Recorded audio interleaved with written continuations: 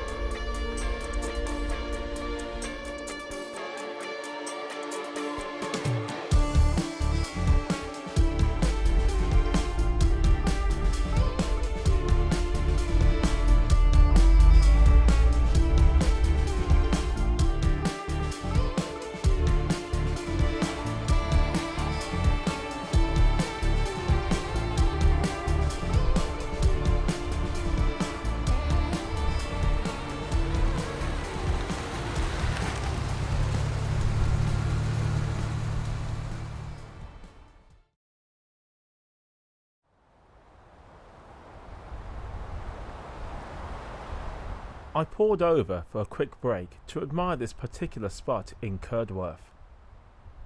I love the fields and farmyards around here, and the flowers were looking very happy to be on display. As I pondered my thoughts about the car and the changes it could be facing, it made me realise that soon we may not have the ability to drive freely around as we do now. After all, in the eyes of the government, less driving is better for the environment. With this fresh in my mind, I knew there was only one thing to do. Keep driving and keep smiling.